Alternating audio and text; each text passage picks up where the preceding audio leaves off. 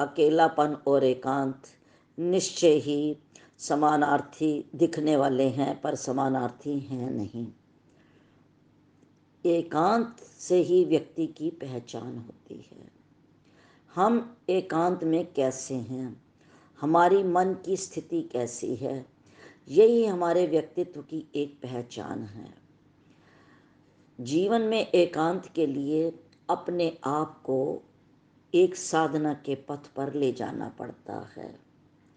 जिसका मन एकांत में शांत है वही वास्तव में शांत है। एकांत में अकेलापन नहीं होता, एकांत में शांति होती है। एकांत हमारा स्वरूप बन जाता है और उसके लिए मन की जो बाह्य वृत्तियां हैं, जो मन यथेच्छाचारी होकर बाहर विचरण करता है, उसमें बहुत अंतर आ जाता है। बहुत एक छोटा सा सूत्र दिया है शंकराचार्य जी ने, नष्टे पूर्व विकल्पे तु यावद अन्यस्य नोदया निर्विकल्पक चैतन्यम विस्पष्टम तावद भासते।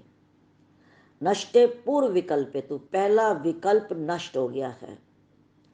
यावद अन्यस्य नोदया, और दूसरे का अभी उदय नहीं हुआ। मन की स्थिति देखिए, मन में क्या है, संकल्प विकल्प संकल्प विकल्प।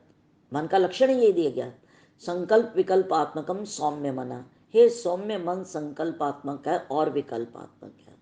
तो पहला संकल्प जब नष्ट हो गया, नष्टे पूर्व विकल्प है, तो पहला विकल्प नष्ट हो गया। यावद अन्यस्य नोदया, दूसरे का अभी उदय नहीं हुआ। तो बीच में जो स्थिति क्या है, निर्विकल्पक चैतन्यम, वो मेरा स्वरूप कैसा है, निर्विकल्पम, अर्थात संकल्प और विकल्प से रहित, अर्थात विचारों की उठा पटक नहीं हो रही, विचार मन माना नर्तन नहीं कर रहे। वो जो स्थिति है, वो एकांत शांत अवस्था जो है, विस्पष्टम तावद भासते, वो स्पष्ट रूप से दिखाई देती है, वो मेरा जीव का स्वरूप है।